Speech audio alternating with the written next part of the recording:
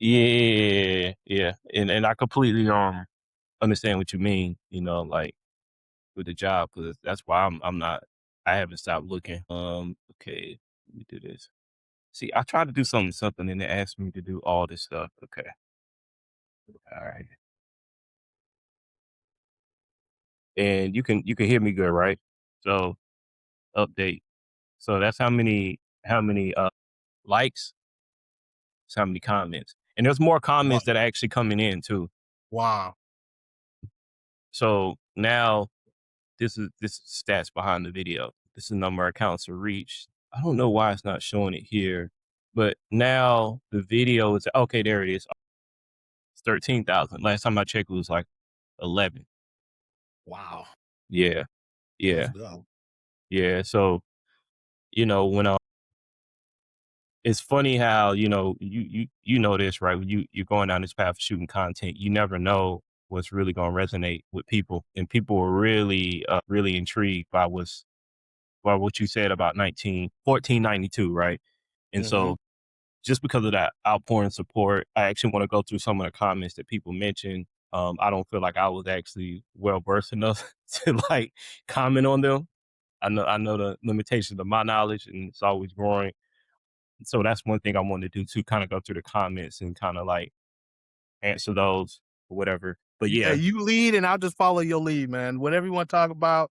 I got a bunch of notes here, so in case anywhere we go, I can, what I mean, because some I gotta remember shit. I gotta write down, otherwise I forget certain things I wanted to mention. hmm And then as always, I got some great reference books that people can follow up on it and learn some of this stuff as well. cool, cool. Sound like a plan. So yeah, so today, again, everybody welcome to Trap Talks. This is a special edition. I guess you call it history edition. I'm Corey State Trapping, where we discuss the intersection of culture and tech. And we have the Black Moor founder and CEO, OJ Johnson. We had a viral clip I guess a week ago, and it's still kind of going viral, where we spoke not super in depth about what the beginning of the European transatlantic slave trade. Right. So in this today, I wanted to go more in depth about the year it pretty much started with the Spanish.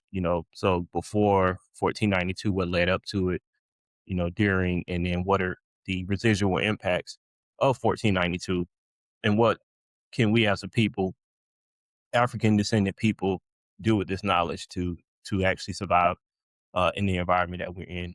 Right. So I think the best way to start this off, let's kind of well, actually, let me pause there. Is there anything you want to add? You want to add to it, to our discussion? I mean, again, my name is OJ Kenyatte Johnson. I am the CEO and founder of an organization called the Black Moor. Our mission is to educate, motivate, and uplift Black people worldwide and anyone who loves us, regardless of race, religion, or nationality. So, again, if you love Black people, the Black Moor is the platform for you to soak up some of this Black flavor, get some knowledge and some inspiration all at the same time. Right, right, right, right. So let's start with the Moors, right? So from Yes. from what I gathered from the research, initially, and this is like a long time ago when I first heard about the Moors, I actually thought they were Middle Eastern or Arabic. But when you actually dig into it, they were actually from the Berber people, nomadic. And the way I read it is it's actually a mixture of, I hate to say racist because that doesn't really exist. But predominantly they were the Berber people. Mhm. So my first question is, would you consider them to be, because North Africa is basically where Egypt is, Algeria and all that stuff, right? Morocco.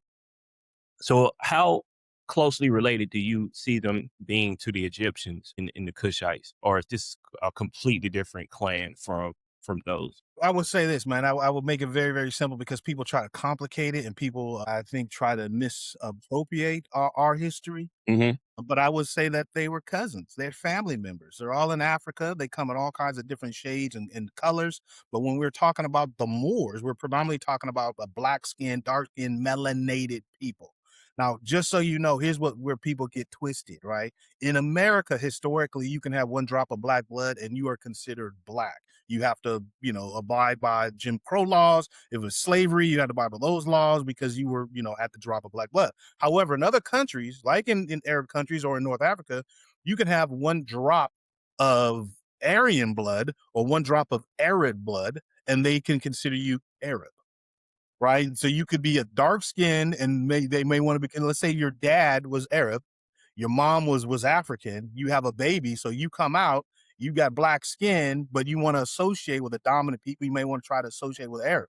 Now, they may not consider you pure Arab, but they would consider you historically something different than black folks. Or some people get caught up in the sub-Saharan Africa, like black people never escaped sub-Saharan Africa. No, we were all over Africa. Yeah, all over. But specifically, the Moors we're talking about were black people. Now, they came over with Arabs as well, and conquered Spain. So it wasn't just all, but then at times it was just all black. The first Moors that came over, all black.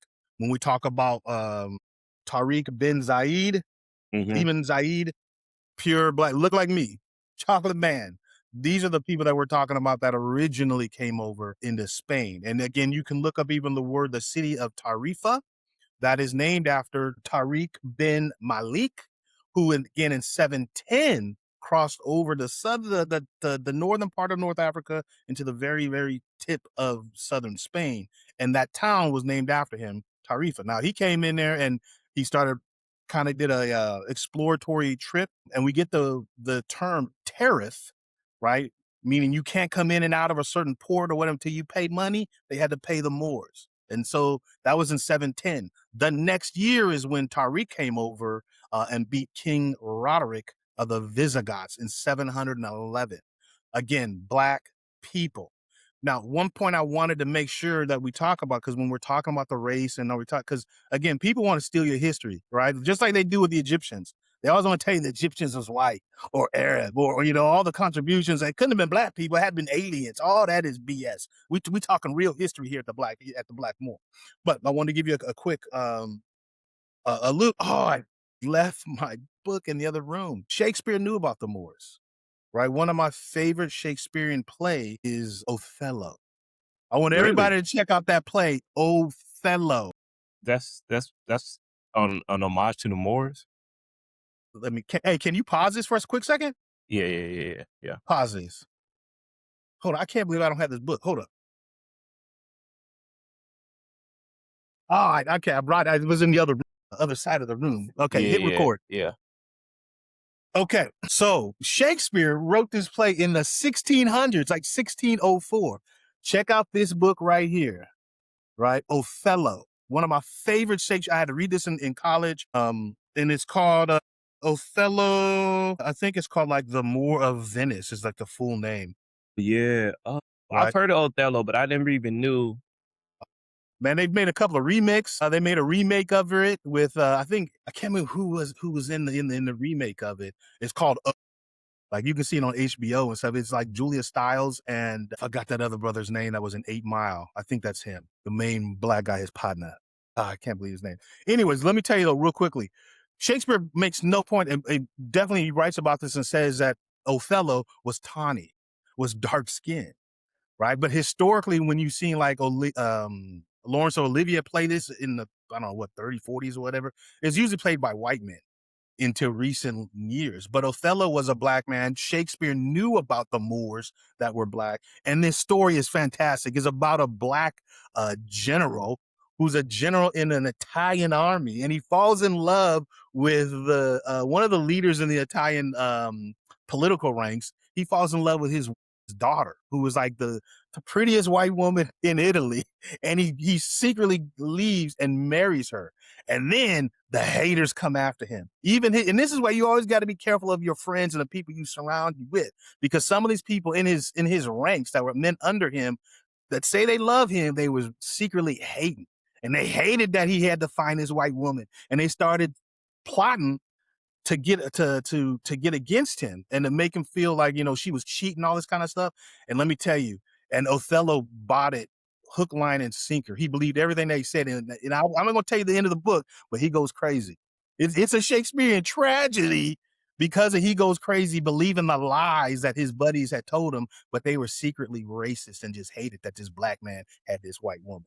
I'm gonna just leave it there. But Shakespeare knew about that and knew about the Moors in 1604. You can look that up. That's a Mm-hmm. fact. Mm-hmm. So when we talk about North Africa, right, was around this time, you said 711 was when the Moors went. How was the environment in North Africa? Was it still, because I know when the Egyptians were around, it was more plush, more vegetation. Around when the Moors, was it that type of terrain? Like I'm trying to figure out what drove them to want to go to Spain, cross the water to go over. Documents in, decisions out. Go to doculingo.com/trap talks 2040 to get your 14-day free trial. And don't forget to sign up for our Patreon page. We out.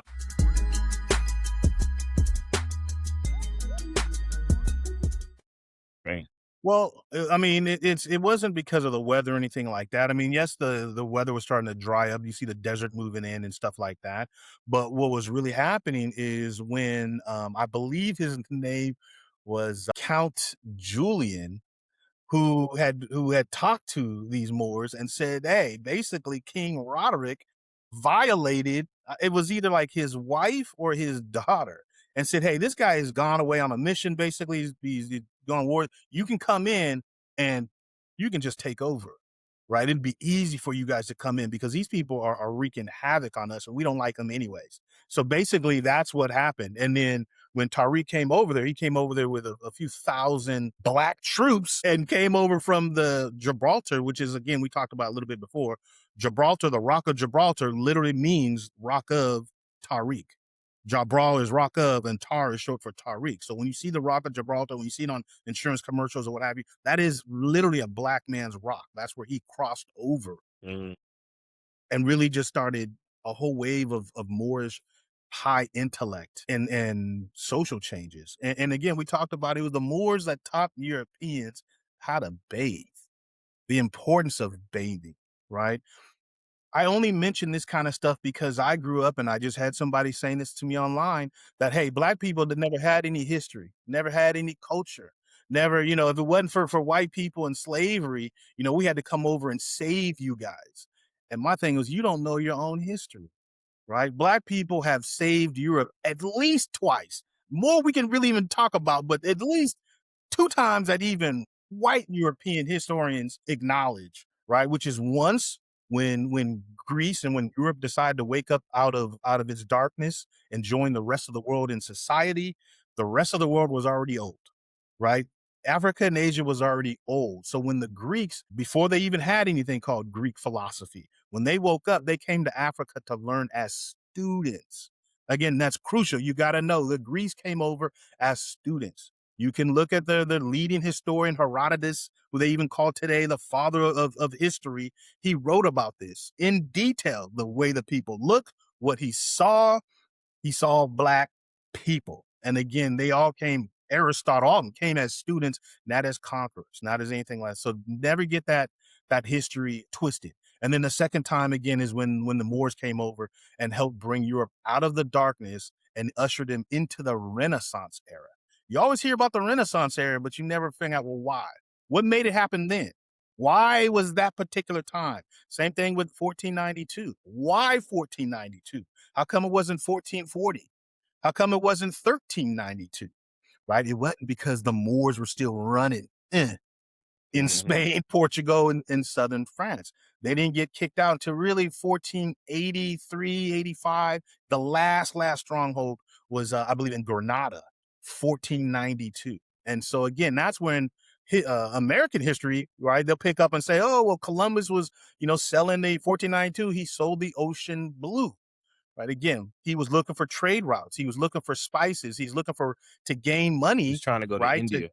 for income because his country was no longer dominated by the Moors. Right. And it wasn't really it wasn't even Columbus. He was Italian, but he was hired by Ferdinand and Isabella, who joined they united their kingdoms when they got married. and they consolidated it. And so then they wanted like, okay, now that we consolidated, we kicked these Black Moors out. They kicked out the Jewish people as well. They were kind of like the middle people. Where do we go? And they were looking for new trades and stuff like that. Here's another thing we didn't talk about. Here's crucial. You got to know. We talk about the lingering history of the Moors, right? The reason Columbus knew that there was other land out there, he knew that there was trade routes because he had heard of the stories from the Moors, right? Now, I'm going to take you back even a little That was further. actually, funny. I was going to ask you this too. Did the Yeah. Moors know about Americas? Because if you look at there's a jet stream that actually goes from, I guess, like what Nigeria and Chad is, and it hmm goes from there to modern day Brazil. But I don't know if that jet stream actually touches North Africa. I'm not sure. But yeah, go ahead. It is funny. I was just going to ask you that. No, yeah, man. And so this is where Columbus didn't have this knowledge himself. He didn't come up with it because he was some great navigator. hmm No, he learned from the Moors. Here's another little fact that they're not going to learn in school. Let me ask you, have you ever heard of the Nino brothers? Mm-mm. Again, don't believe this because I'm saying it. Please don't believe me just at face value. Don't believe anybody. Just go look it up. All this stuff is there, but if you don't look for it, don't know what you're looking for, they're just going to feed you that Black people didn't know anything, right? But if you've never heard of the Nino brothers, they were Black Moors, 3 Black brothers who actually sailed the ships that Christopher Columbus was on. People don't know this. People don't know this, but you can look at this. So you've got Pedro Alonso Nina. So he served as the chief pilot of the Santa Maria, which was the flagship, right? Was a flagship for Columbus. He had his brother Juan Nino served as the captain master of the Nina, which was originally named the Santa Clara. And then they had another brother named Francisco Nino who just worked on one of the ships. But again, they knew of these trade routes because of history, because the Moors were already navigating the stars, the currents of the African currents and winds. And where they've got their knowledge, have you ever heard of the great Mansa Musa Of from course. Mali, from Of West Africa? course. Have you ever heard Yeah. of him? Yeah. Yeah. Yeah. Richest Okay. man to ever Here- walk Earth. yes. He tanked Egypt's economy, and when he came back, they said, "Hey man, you got to buy the gold back." He came back. He Yeah. dropped off gold bars everywhere and messed up the entire economy. Excuse me. The Yeah. entire economy. That wasn't his because goal. He was trying to be charitable and give. just being charitable, right? This is, again, here's the difference. We got the so-called richest man in America now. You can see what he does with his money. The richest man who ever lived was a Black man by the name of Mansa Musa. And what did he do with his money? He went on a pilgrimage from the Morocco area, from Timbuktu, Yeah, Timbuktu. Yeah, all the way and he had right like a to caravan of Egypt, like to Mecca. 10,000 of people. Yeah, man, I Yeah. had a note here. Thousands of people. Yeah, it was. He went with Yeah, him, because, and then elephants and stuff like that. because packed with it wasn't like you was going to roll up on him. Like he had a entourage. Think of Isn't it. You even a got to good think of it word. as like a religious expedition, Okay. right? He went there, man, because he was just spreading love. That's what man said. He didn't go to capture nobody. He didn't enslave nobody. He was bringing gold. He was bringing food. He was bringing incense and clothing, and just randomly gave them out to people. That's what he did with his money. But here's the thing, and this is why I bring Mansa Musa up. You know the history of Mansa Musa, and again, you can look this up. Mansa Musa came to throne because his brother, who was at the Lone Hill, Yeah. Abukarki II, right? He goes by a couple of different names. We call him Abukarki the second. He actually was ruling Mali and said, you know what? I'm going to give my throne to my brother. I want to go travel. I know that there's other routes and other lands out here from the West, and I'm going to sail.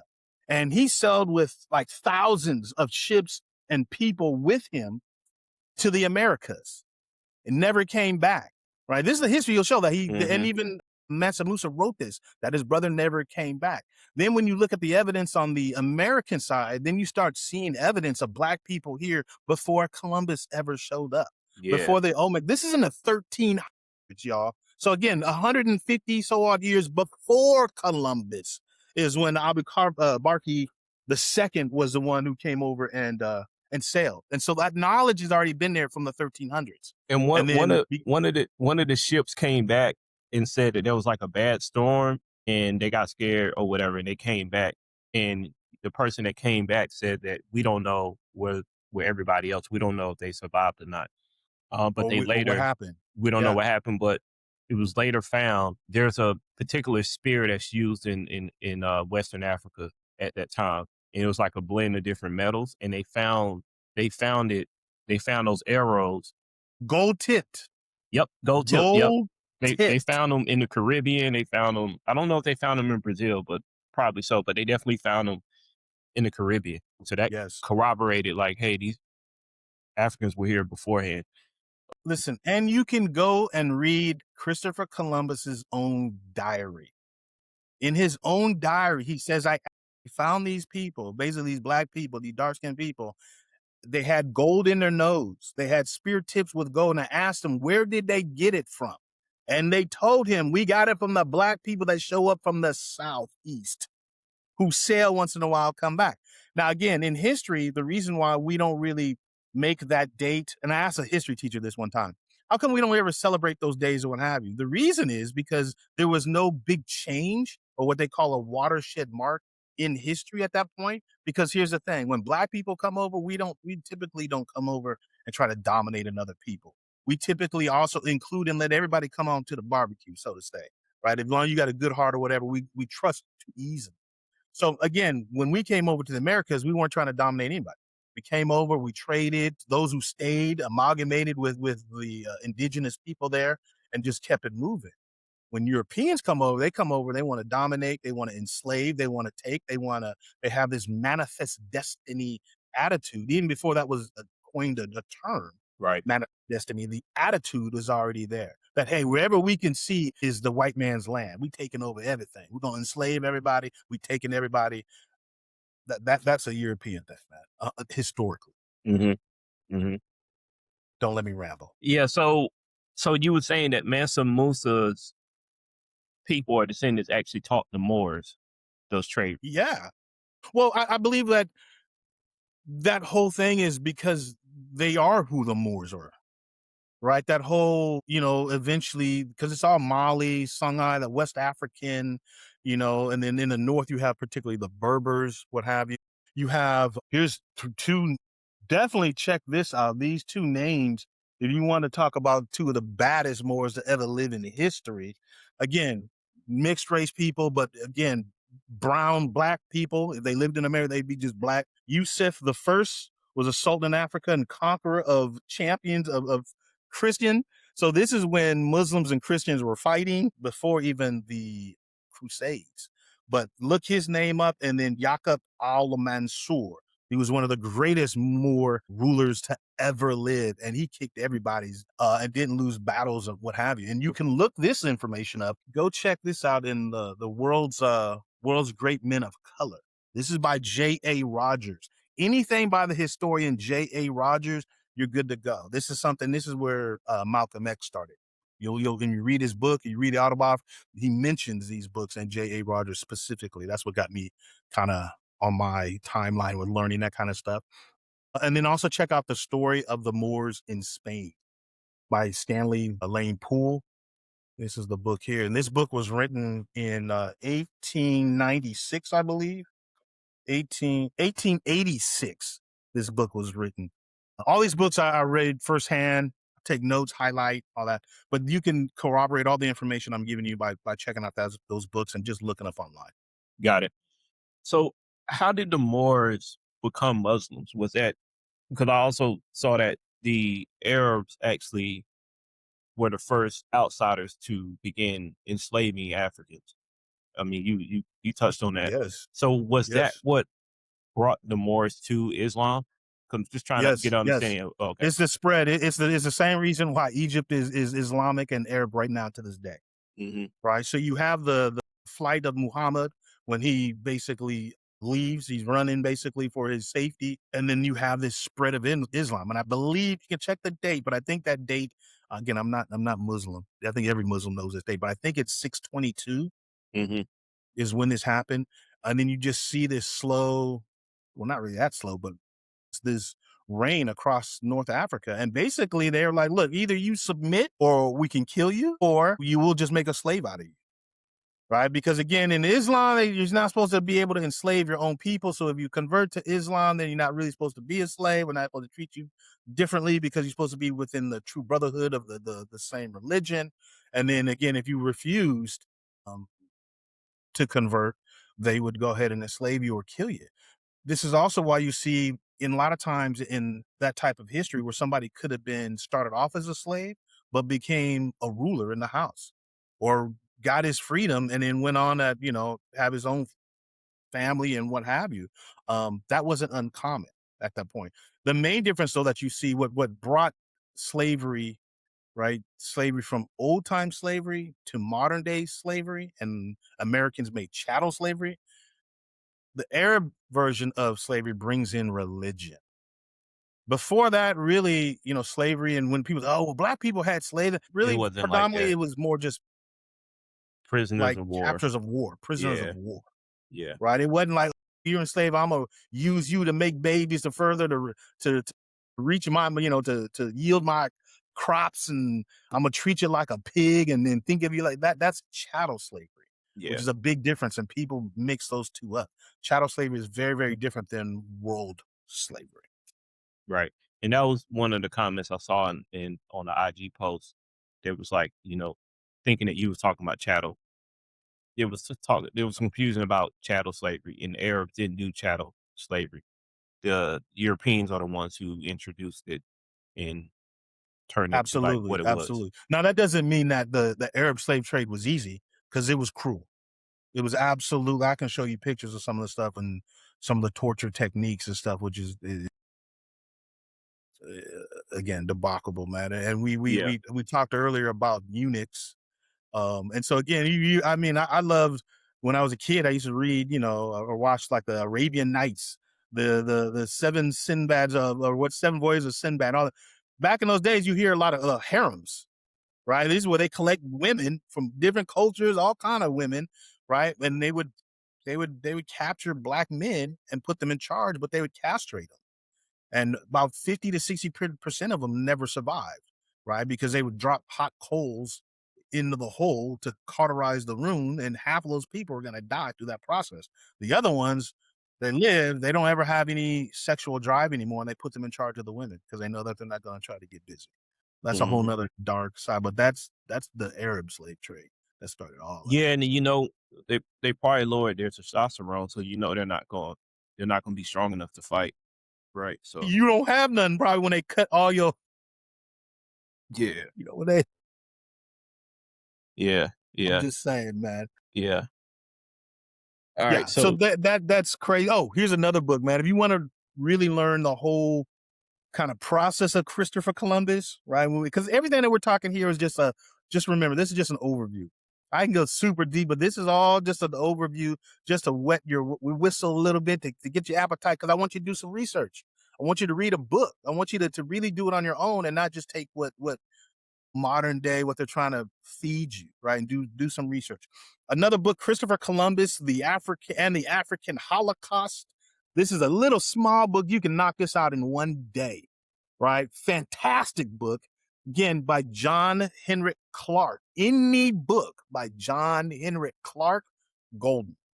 You can type that name in any book, any video, YouTube them. John Henrik. That is a master oh yeah, teacher that yeah, I know exactly what you're talking about. Yep. I watched a lot of his videos. He taught somebody else too. He's big on a IG. lot of people come from him.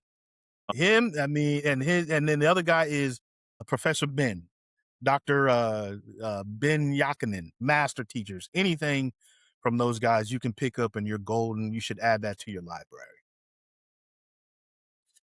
I'm looking at my other notes that I wanted to go over with you here as well. What else you got for me?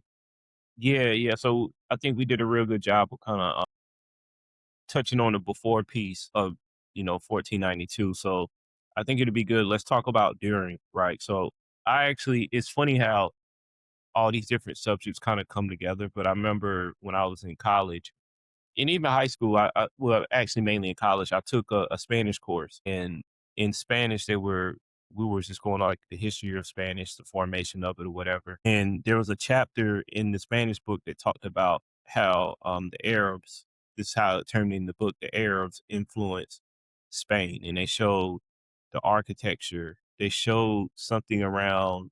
They would draw art, but the art was very mathematical. So it was like you're looking at visual representations of like a map. Yes. I can't Yes. remember which.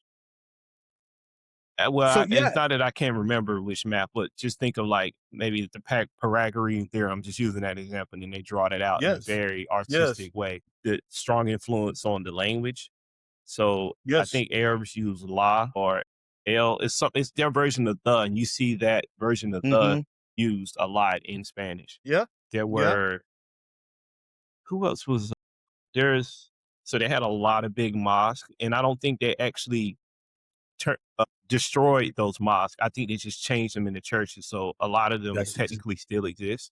But yeah, absolutely. go in depth about okay that during peace during that 700-year reign. What what happened during that time? And then Right. So there's that a other thing too I want to bring up because you talked about the medieval times and Europeans not showering.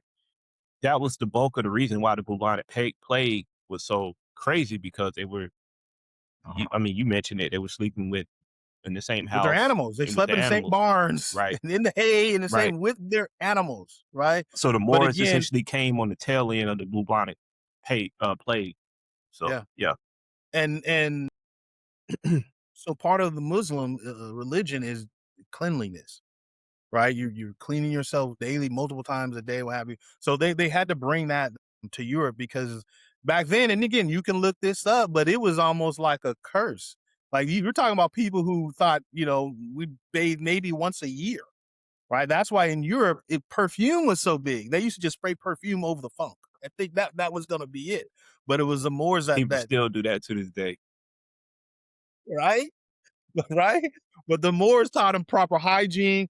You also got the Moors brought algebra, geometry, astronomy, navigation, medicine, geography, engineering. We're talking about they literally created waterways, water ducts, lifted the water. They had tools. This is in the 70, 18, 1900s, right? Where they had water wheels to pick water up from one level 2, 3 stories up in the air and then have it delivered to other places in Spain, right? They had paved walkways in like cities of like Cordoba and Granada when no European cities had lights. Right? We're talking fully pathway light street lights, right? Mhm. In medieval times. We're talking um the language, the technology, right? Those mosques that you're talking about, you're 1,000% correct. Once the Moors got kicked out, they just converted those into Christian churches. And you can still go to this day in some of those so-called Christian churches. People don't ever know that they were actually built by the Moors and all that history that came. First universities in Europe. Right, Europe didn't have universities. Moors did. There was already hundreds of universities in Africa, in West Africa at that time. And Yeah. when you look at Europe at the same time, they didn't have those type of universities and stuff like that there. So all of this is the enlightenment that the Moors and Moorish Empire brought to Europe. So and then you can look all this up, man. It's documented. It's all documented. Um, yeah, I'm looking at the Yep, all that running water, waterways, the country yards, agriculture, brought food, right? Sugarcane, oranges, lemons, cotton, spinach, eggplants. Yeah, invented the water wheel, poetry, philosophy, music, art, intellectual debate, helped to really educate later on the philosophies of like Aristotle, Plato, classical learning. Those were actually all of that stuff got converted, like Plato, Aristotle, all of those teachings were converted the language wise and then spread out to more of Europe as well. Came through North Africa, through the Moors, right? Through all that intellect. So you have a widespread of that. And then what happens is when they come over then to Americas, right? Most people don't know this, but they've never taught this. But even the first Spanish that came over that were exploring the West, people don't know that they had black people with them. Look up the Mm, name Little Stephen or Escalanido, right? This guy, he's with one of, I don't know, it was where my nose was, if it was with Bartholomew, all these early European explorers that they give all these great names for and what have you that opened up the Americas, they had black men with them that were doing the exploring. There's a black man by the name of York who was with another one during the early explorers. All of this stuff, man. People don't know, but it's there for you to go ahead and look. Juan Guerrero from 1480 to 1555. We've got Africans with Balboa. It was Vasco Nunez Balboa. There was Africans with him. Escabanico again, or they call him Little Stephen. This is all these people who are exploring the so-called New World. But again, they make the black people do the hard work, and then they come in and take the credit. You know what I mean? It's like the first guy that went to the North Pole. It was a black man by the last name of I think it was Henderson or Hudson or Henderson, yeah, who was the first one that's there. gosh, she's a famous actress. That's actress. That's Yes, her yes, Taraji P. Henson or great Taraji P. What's the last name? Taraji P It's Henson. I think it's Henson. It's I her think it's her double. great grandfather. Yeah, yeah, But then you got the white guy that got all the credit for it. right. But then from there, what I was going to say is if you want to also then break down, okay, so then we have the slavery that came into the New World, right? Because when Columbus came over, first thing he did was enslave people. First thing he did, first trip. And every trip subsequently out of that, he was trying to bring back slaves, right? Now at the time they were Native Americans, indigenous people, right? And then later, people don't know this, but you can look this up again. It was due to a pope, and I don't have his name written down, but it was the pope that said, "Listen, we're going to switch from Native American people because he felt so sorry for the native souls that were dying off because of disease and stuff. That he said we're switching to Africa, and the Africans hold up better. Mm. Go look it up. I swear it's a pope. His name is I want to say De La Casa, but I can't remember if that's the actual. But it's a pope. And on his deathbed, he said, "Oh, I'm sorry that I even did that." I know he took credit and knew that he's the one who gave the stamp of approval to basically Latin America to enslave all these people. It was done by the church. Hmm. People don't know that, man. Catholic Church. It's Yeah, but it's all documented. You can look at all that. Oh, and then what I was gonna say is check out a couple of books. This one is a fantastic book. This is written by Eric Williams, who was the prime minister of I believe was Tobago, I believe. But he was Prime Minister Eric Williams. Capitalism and Slavery is a fantastic book, classic that you need to read. And then this one I read when I was in Jamaica for 2 weeks, hanging out with real old school Rastafarians. I'll tell you about that whole trip. And the Maroons, we'll do a whole history on the Maroons. These are black people that freed and themselves they're from Nigerian. The Maroons are Nigerian. yes, yes, the Yeah. Maroons, and there's a town called Maroon Town in Jamaica in the Cockpick Mountains that you can go to. I was out there. Mm. I would just say I was hanging out with them, soaking up some history, taking pictures, and I was reading this book, From Columbus to Castro: The History of the Caribbean. This book is fantastic. This is another book by Eric Williams. Pick that book up and it's going to teach you the whole history of all the Caribbean islands, Jamaica, Cuba, everything. Documents, fantastic, but gives you a little bit more history where you can really go in depth and see kind of what happened and the slave system that arose really from after that Pope given the stamp of approval Yeah, that's and what crazy. happened after that. Yeah. So, where did the Moors go when they got kicked out of Spain? I think, a lot of them went back to Africa. Some of them stayed in Europe, in southern France. I mean, again, we had the story of, even though it's a fictitious story, but we have the story that Shakespeare told. Again, you find a Moor that found employment as a general in an Italian army, but he's the baddest dude on the block, so they put him in charge. You know what I mean? So you still see Moors like throughout history, and it's weird because sometimes you look at these old movies right? And they'll bring up a term, oh, the Moor, the Moor. You can see it in, there's a movie with Martin Lawrence. It's a comedy where he goes back in history and he's wearing like I think it's like a green jersey. I don't know if it's the Jets or some football jersey or whatever. But through that whole movie that he goes back to medieval time, that's all they call him is the Moor. The Moor, the Moor. If you look at Morgan Freeman's portrayal in um, what is that movie with the why am I drawing a blank, man? Uh, Robin Hood. Robin Hood. You go look at the movie with Robin Hood, the one that had Morgan Freeman in there. Again, he's a black guy in there. They call him the Moor. And he says, I'm a Moor. He's dressed in Moor's garb, all of that. So, I mean, you've got Moors that went throughout, as well in history, in Europe and what have you. But I believe most of them come back to Africa, those that didn't stay. But think about it. It's been a long time. So a lot of them that had babies that stayed, Yeah. that had families, and they just amalgamated into the culture as well, just kind of, soaked it up. And then obviously you keep cutting the black line enough, you'll never know. Yeah. Yeah. I mean, when I heard about the story about the Moors, though, it made sense to me why the Spanish and the Portuguese look like how they do, because their skin is more the more melanated out of Hmm. the Europeans. Like I would put the Spanish, Portugal, and then the Italians, right?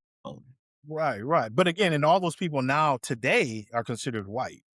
But in the 1500s, they weren't considered white. And when they first came over to America, they weren't considered as united white folks. That Right. all changed, later in history, like in the 16, 1700s. But when the first time they came over, they weren't considered white. They weren't part of the white class. They weren't European, Anglo. Yeah, that's how the Jewish were treated too when they came over. Pretty much everybody. Hmm. Scottish. Yeah. Yep. Yep. Absolutely. And it's all documented. You know what I mean? Like I said, you had to decode it. I remember reading stuff back in high school and it would say that they were Muslim, right? They say, well, Muslims came over. Well, Muslim, that's their religion. That's not their race. That's not what they look like. That's not if, they're melanated, so to say. But that's how they all kind of try to hide stuff from you. And to be honest with you, like my company name is the Black Moor. I don't call myself a Moor. I don't believe, I'm not believe, I don't belong to the Moorish temple. Um, and if I was a Moor, like, you don't call yourself a Black Moor because that's Yeah. like an oxymoron, Yeah. right? To be a Moor is to be black.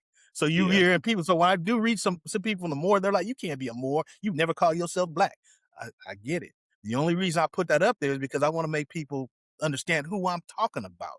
Just like if I said Egyptian pharaohs, you might think, Charlton Heston or some other white person. That's not who I'm talking about. So I might just say Black Pharaoh to make sure you know who I'm talking about when I say the Black Moor, Black Pharaohs, and what have Yeah. Yeah. Cause when I saw the name, I was like, and I told you last interview, I was talking about how I learned about chai tea. And you. one of my friends who's Indian, he's like, you're basically saying tea twice. And I was like, oh, I didn't know that.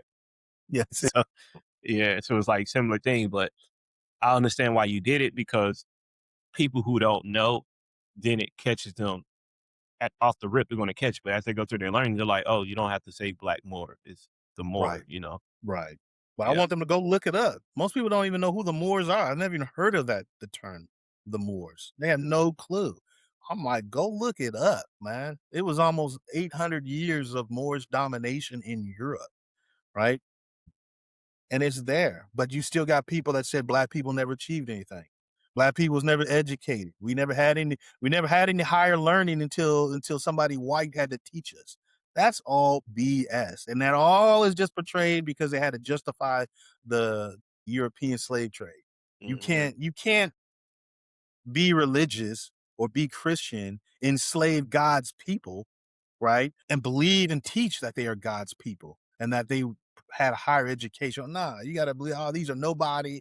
They deserve what they got. They're cursed by God. Yeah. All this other Cursed by BS that Cain. they make up, man. It's all Cursed by Cain. I've heard that before too. cursed by, yeah, yeah, Yeah. yeah. The Hannibal. I mean, not Hannibal. It was Ham, Yeah. right? The curse of Ham, because Ham supposedly saw his father Noah drunk on the ark, drunk as hell off wine, and his brothers and everybody looked away and covered his butt naked butt up, right? But Ham was actually looked at him.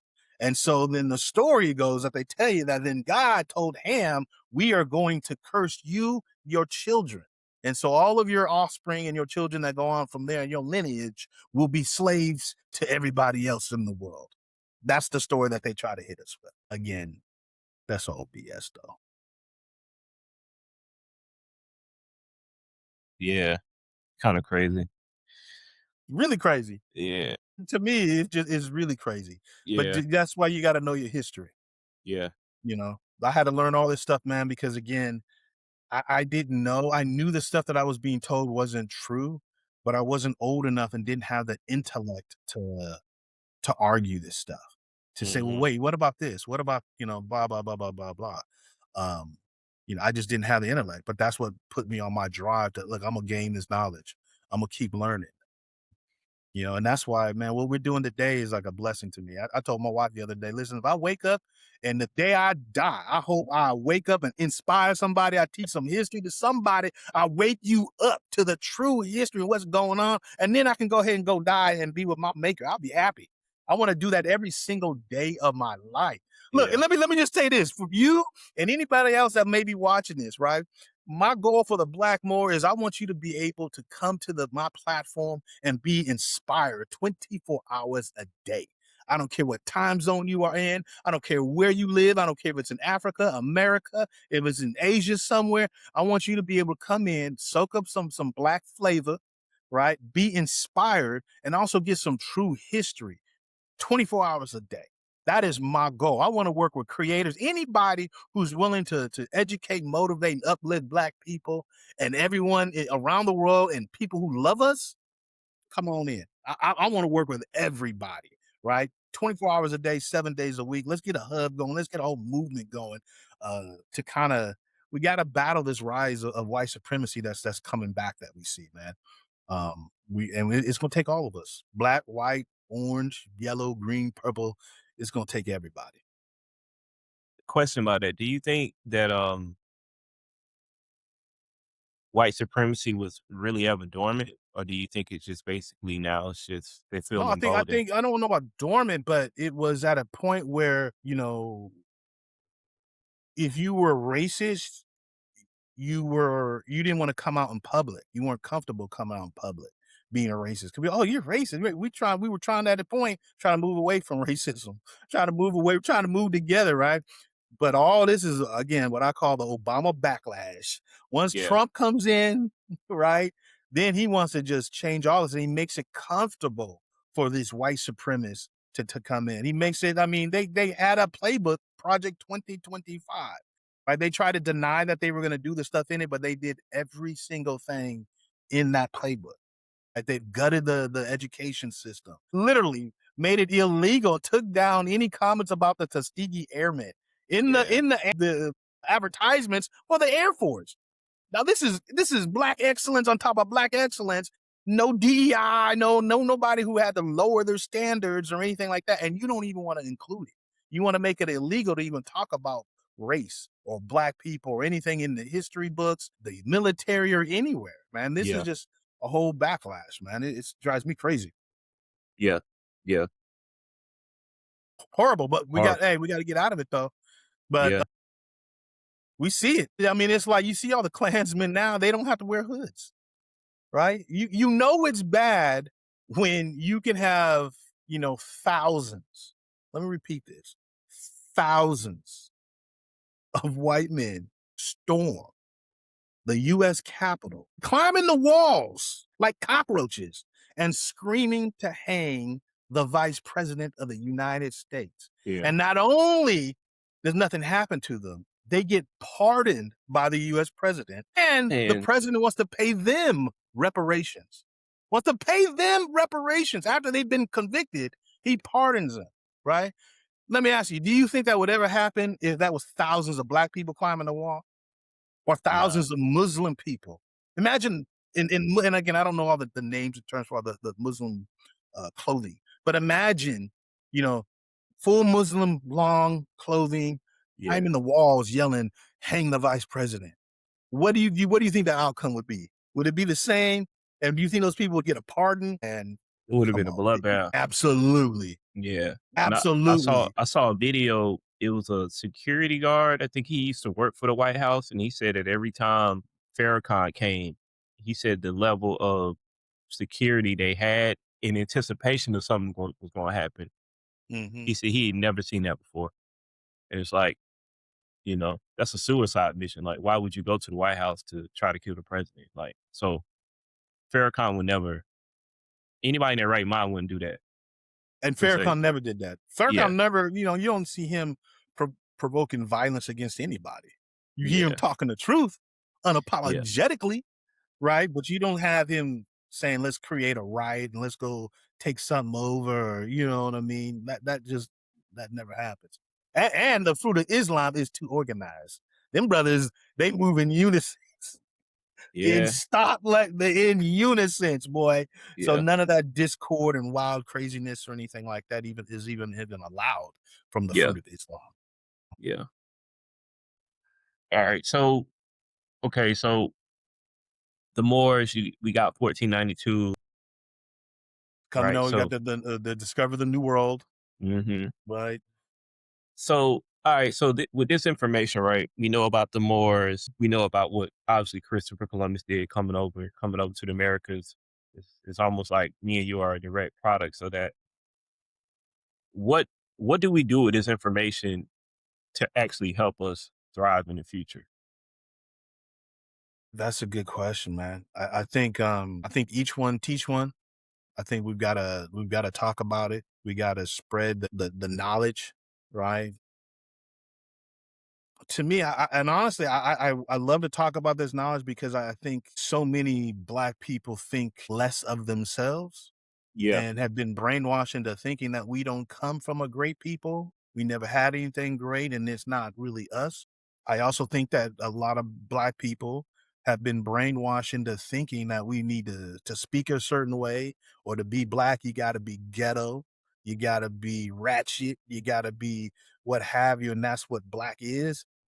Nah, I mean, that's what maybe the media tells you, and that's what mainstream will feed to us.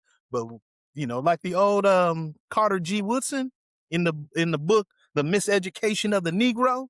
We need to get back to re-educating ourselves, our kids, but then also the world in general, because this information everybody should know. Like, I Mm. don't care what race you are, what nationality. This is everybody needs to know this information that we're talking about right now. Right, right. And I know for me, like the more and more like African history that I learn, it to me it's just very empowering, right? That like even I did my genealogy, and I learned that my Y chromosome came from Egypt. Oh wow, Wrong. What was that? Gosh, Ramses the third. I think it's like a distant. Ramses the third is a distant cousin of mine, and we have the same father or whatever. So really? yeah, our grandfather. I'm not quite sure, Yeah. but we basically have the same. My Y If it's the chromosome. Ramesses, if we're talking anywhere in the Ramesses, man, that is the 19th dynasty. Yeah, So that's your history. That's where you need to go look up. Check out Rams the the third. Rams the yeah. third was a distant cousin of mine. Yeah. Um. So for me, it's That's like, amazing. yeah. So for me, it's like, wow. It's kind of first. I was really surprised that like, wow, like my Y chromosome came directly from Africa, and then I looked it up, and it said about 65% of African American males, I think 50 to 65%, their Y chromosome comes directly from Africa. I was kind of blown away by that, just because obviously with the slave trade, normally the man Mhm, was killed, and then obviously they would have kids for sex with the women, right? So, mhm. but yeah, that was, so for me, it was like very empowering. It was very interesting because I'm like, I always loved Egyptian history, and then to learn that I got the same blood flowing through my veins, I was it's like, Right. Especially when they try to tell you you don't look like Egyptians. Right? When they wanted to, and again, they drives me crazy, but they wanna use what modern day Egyptians look like. Those yeah, modern day people that are in Egypt, they have nothing to do with the historical lineage of the ancient Egyptians. Again, they all came over in the 1600, I mean, in the 600s, 622. and on with the flight of Muhammad and the spread of Islam. Those were not the ancient Egyptians. When they even got there, Egyptian history, and culture was already dead. We were talking about the glory of Egypt. Before it was Egypt, is Kemet. Egypt is Right. the European name for it. We Yeah, never it's called it Kemet. Egypt. Yeah, Right, King so of Kemet. Kemet Yeah. is one of the names. But the history is you have ups and downs. So you have glory periods and you have low periods. Even when you look up the history of the dynastic periods, you'll see when the periods when the invaders came in, that's when Egypt was at its worst. That's when it was in decline because people were just taking from the culture and the land and the natural resources and bringing it back to their old country. And then Hmm. every time you'd have another revelation of a new dynasty that says, "No, we're going to come back. We're taking this back for the black people." Right. And Ramesses is in the 19th dynasty, which is part of the new kingdom. Right. The new kingdom are those people that came in and said, listen, I think we started with Mentuhotep the second. Actually, his father the first, and then Mentuhotep the second finished it, who came in and said, we're going to come and we're going to kick out all these foreign invaders. Right. And so you see that a couple of different times in the Egyptian lineage. Right. But Yeah. quick, I know we're talking about the Moors, but quick thing about Egypt. We only get these breakdown of his lines because when Alexander the Great came over, he conquered, he wanted to learn. He had a biracial priest by the name of Manthos who broke down the history of the Egyptian families and he broke them down into so-called dynasties. We still use that interpretation to this day. But Hmm. also, what I want people to understand is even before the first dynastic period, which was again started by a black man, they called him either Narmer or Aha, right? The Egyptians, I mean, the Europeans called him Menes or Menes. So you'll see in European books, the first guy is Menes or Menes. But he was a black guy. My point, though, is even before that first dynasty, you had hundreds and hundreds of years of black Egyptian rulers. They didn't call themselves pharaohs, but rulers prior for at least 100 years prior to that. And they say they had over 100 kings in like 100 to 200 or something years, maybe 1,000 years or something like that. But it was supposed to be like 100 kings prior to the first dynastic period. Again, you can look all that history up. And these were not white people. These were not Arab. These are Yeah. not, I mean, it was too hot. It was too hot. come on. It would have caught skin cancer. Listen, I and I, I used to drive my teachers crazy being 7, 8, 9 years old, my Sunday school teachers as well. And I'm saying, listen, all this story, everything you're telling me is happens in Africa, but I never see any brown skinned people. If I can get a tan, or if white people can get a tan in Fremont, how do they not get a tan in Africa? Come on. Talk to me. And they were like, oh, why are you making trouble? Why are you making trouble? yeah. I used to ask questions like this, man. I'm not lying. 8, 9, 10 years. By the time I was 10 years old, I was driving my Sunday school teacher. I went to white church out here in the suburb. I was driving my Sunday school teachers nuts. That's funny. Nuts. Absolutely nuts. They couldn't stand me. I deal with facts. Right. Right. What else we got, man? So there's a couple comments that I wanna read and want to get your Yeah. thoughts on. All right, let me see. Okay, so Atlanta Premier Frenchie, he commented, they also don't tell you the Moors didn't get ran off. They agreed to leave because Europe was dependent on Africa. They made treaties with the Europeans and left. The Moors still run the world to this day, but they don't tell you that either. In John Wick, the high table is in Africa. What was that last part? Did you say John Wick? Yeah, in John Wick, the high table is in Africa. I guess that's the Oh, John I didn't Wick. catch that part. It might have been in Africa. I didn't catch that part. I didn't either. So is that partly true what they're saying about they I didn't think it's a little necessarily bit get of ran both. off? I Oh, okay. mean, some agree to leave and what have you, but I mean, it would definitely do a lot of wars, man. That's what um, why am I drawing a blank? The Crusades.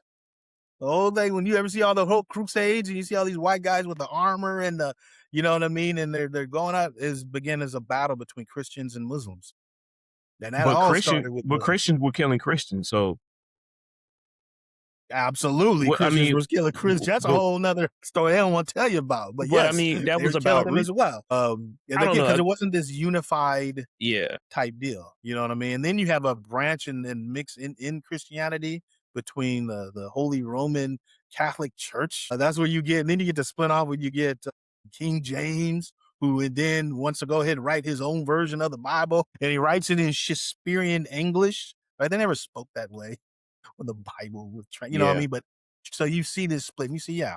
So you got Europeans killing Europeans. You got Moors. You got some that obviously agreed to get out, but you got those that were literally kicked out. And the Granada was the last stronghold, I believe, and Castile, I believe, was like one of the headquarters for the Moorish Empire. But they got kicked out. So this is another interesting comment. Spanish learned slavery from the Moors who enslaved them for 800 years. Say it again. It's a comment from 13 Spade. Mm-hmm. He says that Spanish learned slavery from the Moors who enslaved them for 80 years. No, I wouldn't say that. I wouldn't say Spanish learned that Yeah, I from actually tagged you in that one too. Yeah, I'm like, nah. You got Yeah. you got first start off with slavery. You first off got Henry the so-called navigator, who never did it, but he commissioned people to go travel to Africa. This is the Portuguese. This is why you got Portuguese that dominated in Africa, and then you have in Brazil, and then the Spanish when again Isabella and Ferdinand got married to unify their areas. You have them coming out to the New West. So the Portuguese went out to Africa originally. Again, I think it's 1444 is when you have some of the first Europeans enslaving, black people, and that was the Portuguese who did that first. And then you've got the Spanish that came over here. So I wouldn't say that they taught them slavery. Now, again, I will say this as well: the slavery at the time was different. Like this person is mixing up cattle slavery or chattel slavery with old world slavery, which is quite different. Because I had to explain that to my wife too. Because I told her, yeah, the Moors had slaves. They had harems. They had women. They were listen when they go to these other countries, they don't take their wives, right? So, and you've had, in the battle, there's been lots and lots of white slaves, lots of white slaves. Mm. Some of those were captives in war by the Moors and sold off to harems and stuff like that in Arab and Arabia and things of that nature. But I wouldn't say that the Moors taught the Spanish that. No, I wouldn't say that at all.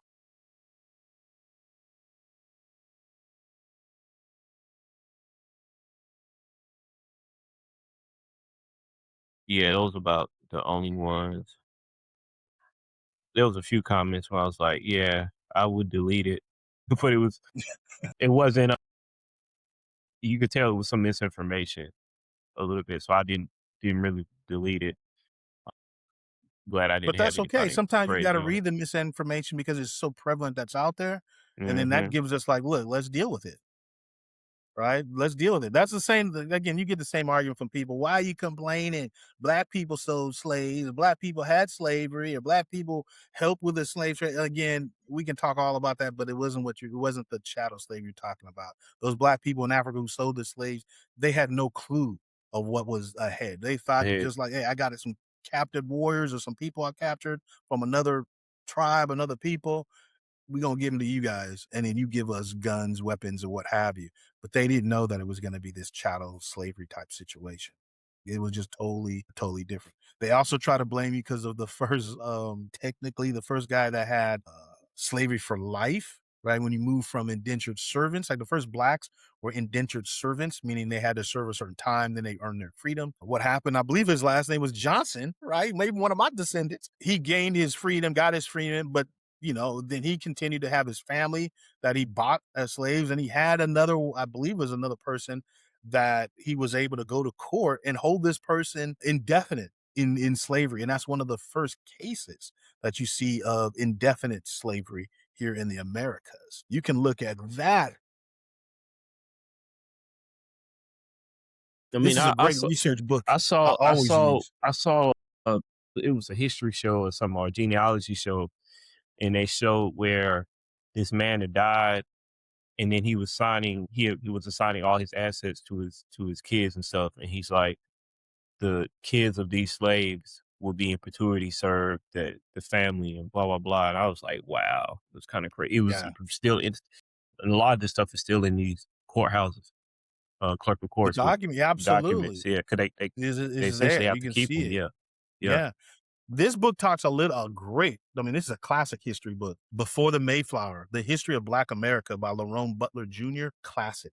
Classic book. I think that Lerone Butler Jr. used to either write or do something for, I think it was Ebony or Jet Magazine, like in the 70s. I was trying to see if you can see one of the documents here. No, it's not here. But there's documents and like what you were talking about. I've got books where they actually have the kind of like this right here, where it's like a scan of a like you're talking about the people's names, dates, and stuff like that. yeah. But it's all there. You just gotta look it up. Right. One thing I want to ask you. This is like aside from what we talked about, but I think is you. I think you dealt with it more than I have. Like I've noticed it's almost like whenever you start talking about Black history online, African history, it just brings out the crazies. How do you deal with deal with them? Do you block them? Do you Um, hide them? Do you entertain yeah. them? Like what do you do when You you know, get I'm trying to these learn to get better. hecklers? Like my wife says, like why I made a video about this. Like, why do I engage with some of these people? Because some of these people I may be bored. I'm like, look, let's go. I'm gonna try to kill you with straight evidence, with you know what I mean. But they don't have anything to come back with other than fake stuff. Like, you know, my people owned your people, or you never had nothing, you never created nothing. I'm like, you don't know your basic history. Go read a book. So now, as I've been doing this more, I've been getting a lot of hatred, right? A lot of people, oh, you're trying to be a black supremacist. You're trying to rewrite history. You know, and I smile and laugh and just let it go. I'd be like, look, read a book. And then sometimes I might say, hey, I'm gonna suggest some books. I got a tons of books. So I'll throw in like, read this one, read that, you know, come talk to me later when you've educated yourself. But it gives me high blood pressure. I'm telling you, I made a video about it. I was up at night. I couldn't sleep one time are just coming at me with just nonsense, just Yeah. straight up, just ignorant nonsense. But you can't argue, you know what I mean? That's the one thing I'm coming to light with. Even if I'm providing evidence and I'm showing you where you can go find these facts. But if you refuse to look it up because Donald Trump said something, you know, or MAGA said something, you just gonna go with it. Well, I don't know. That's on you. I'm gonna keep it Yeah. pushing. Yeah. So How do like you deal with it? How do you deal with it? I got like a multi-tongue approach, right? So the thing that I noticed with social media is, and I've seen this with a lot of other content creators, when you start Hmm. hitting certain levels, the crazy is just going to come out. And a lot of times you got to look at them as, it's just, I use the analogy of like, you know, if you're buying, you know, Gucci or Prada, they're so popular where, you know, people would feel comfortable wearing a knockoff of Gucci and Prada, Hmm. right? Because it's so popping. Like I ain't gotta buy the real thing. I can just go to Jamaica Avenue or somewhere and or the flea market and get a knockoff and wear it, you know? And so for me, I see a lot of these hecklers as like a, not as a goalpost, but almost like they represent some type of growth. That means that more people are paying attention to me, to you, or whatever, right? And so depending on the comment, I have three things that I, or two out of three things I do. Number one, if I can read the comment and it's more around like misinformation, like I can read it and tell like, okay, this person believes this is the truth, but it's Hmm. not disrespectful, it's not like homophobic, it's not like racist, Hmm. I'll keep it. But if it's like blatantly racist, they're getting blocked. Yeah. But if it's like, and then there's some people that are like kind of in the middle where it's like you can tell this person clear. Like somebody talked about one of our videos about the Tuskegee Airmen, and the guy replied was like they were doing their job. Oh, I hid that comment. Now I didn't block because it wasn't like blatant racism, but I could look at it and tell like, okay, if that was a white person, you wouldn't have said that. You would have been like, good job, Billy, go America, right? Right. Right. And so I didn't block that person because it wasn't like blatantly racist, but I'm like, the undertone sounds very racist. Like how you have a perfect score when you're saying, oh, you're just doing your job. That's not that's beyond your job title. Right. Right. But yeah, that's like how I deal with it. And then some comments, like I said, I left on IG on our video, but I kept them up because it was clearly like someone had some information. Like I think the one I just read, it was one of the comments I just read. One of them, I was like, okay, they may have had a little bit of misinformation. So that's typically how they're actually, if you use them correctly, they're actually doing you a favor, right? Because if if I can treat a heckler the same way I treat someone who's showing me love, what does that say about me, right? Absolutely. So Yeah, absolutely. so it's like I they're gonna come. I somewhat, I ain't gonna say I invite them, but they're letting me know that I'm getting to another level. Because Right. you got Absolutely. time in your day to downplay what I'm doing, but you on my Right. page. Right. Right. No, absolutely. Because it all helps, right? I mean, and then sometimes what I love without having to really engage is they make some really really outlandish comment, and I just really love to say, listen, your ignorance is showing the entire world. You showing the entire world your ignorance because you don't know, and then I'll just hit them with the real fact, right? For example, a lot of people, and this is big right now, big, big, big. I see this every day where some uneducated fool will come in and say, I think we talked about this earlier. Well, the Democrats was the ones who was pro-slavery, and the Republicans was the one that Lincoln was Republican and it freed the slaves, right? The Democrat is the ones that started the Ku Klux Klan. So that's all you guys are doing. But again, they simply don't know American history. They don't know that the parties had a huge flip flop in the 60s. During the 60s revolution, civil rights era, it all flip flopped. But that's just, you can look that up. That's your basic history. Yeah. These people don't know. They ain't read a And book or nothing and like that. Abraham didn't end slavery because it was good. He did it because it was strategically knocking out the true revenue driver for the South. But it was also Yeah. biting the bullet for the North because everything's made down south. So it was like, but Yeah. He knew he yeah, had to, something had to change. You couldn't continue to base the economy on free labor. yeah, Right? You couldn't, and the country was being torn apart. Lincoln did not want to do that. He even writes in his book, if he could have brought the South back into the Union without freeing any slaves, he would have done it. It wasn't like he had this great thing in his heart that was like all people are equal and black people are equal, and by God that they deserve it. No, no, no, no. He never believed that. If you want to hear a white man that believe that kind of stuff, you gotta go learn John Brown. Go look up the history of John Brown, a real brother, a real ally. It wasn't Lincoln. Don't yeah. get me started. Maybe maybe that's another video for another day. We got to see how this Maybe one we gonna can do do. that. I got John Brown book too. Yeah, yeah. And I'm gonna be out west, so we gonna have to shoot something in person. Hey, we can So do that, man. Anytime. yeah, Anytime. yeah. I'm with you. Anything else you wanna add? No, just hey, this is my plea. This is my plea to you personally and to all of your followers. Right? Again, help me get this knowledge out. Right? Again, we are here to educate, motivate, and uplift Black people worldwide, and everyone who loves us, regardless of race, religion, or nationality. If you are with that, if you're down with that, definitely come visit the Black Moor. Oh, I didn't even tell you this, and I haven't promoted it yet, but in the next week or so, I am now an official affiliate of Urban Intellectuals. You ever heard of Urban Intellectuals? Nah, I never heard of. Woo!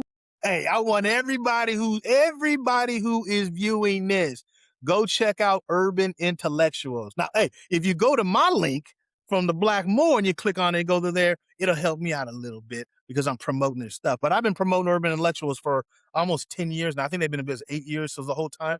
They have these outstanding. Oh, every household should have these Black History flashcards, right? You're talking general history. We're talking prehistory between 1492. We're talking volume through is STEM, so science, technology, right, medicine. We've got women's Black History card full of women's. We've got Afro, Latino, and Caribbean. All these Black, they've got books out. They've got classes that you can take. There's a current book that you'll be seeing me do some tapes on soon called 50 Lies They Try to Tell You. I can't remember the exact name. I've got it over here somewhere. But I'm doing a deep dive into that book. But check them all out. Check out Urban Intellectuals. Me and Urban Intellectuals on the same wavelength. You'll Yeah. learn about the Moors. You'll learn about these adventurers. You'll learn about, I mean, look at this right here. This is Latino one. If you see this guy right here, if you don't know, most people don't know who that is. Yeah, yeah. That He black man, Mexico. He was the first yes, black the president of Mexico. second He ended president slavery. of Mexico, Vicente Guerrero, also the man who outlawed slavery in Mexico. His It's mom, because I of think, him. was a slave, right? Huh? I think his mom was a slave. I think his mom or somebody, yes, Yeah, was, right? yeah. Vicente Guerrero. You can learn all this kind of stuff in these flashcards from Urban Intellectuals, but click on it from my link. Provide me the link, and I'm gonna send you this video so you can put it on your channel too. Okay. Yeah, because I just don't want to. I'm getting a lot of attention, and you need to get some for yours too. Let's go, baby. Let's I go. got Let's it. go. I was pleasantly surprised. Like, that's the most few video I ever put out online. Yeah, Well, man, let's do more. I mean, because yeah. I'm new to all of this type stuff, not the history, not the knowledge, but the whole social media Social and media piece. technology Yeah, and all that. You know what I mean? yeah, But I am trying to make a push this summer. I've got yeah, some time on my hands here. So I'm trying to push it, man. So next time you want to do another one, let's get it on the books and yeah. let's get it Yeah, cracking. I got so much I more think to we even should tell you. make this recurring. You know, Trap Talks times the Black Moor, right? Absolutely. I'm intersection with of it culture, 1,000%. tech, intersection of culture, tech, and history. So we're gonna keep it pushing. So I love it. yeah, yeah. So we out. Stay on, but yeah, we out. Enjoy this video. Thanks for watching, and we got plenty more to come. So Let's go. stay Peace and trapping. much love. Much love, y'all. Exactly. All right.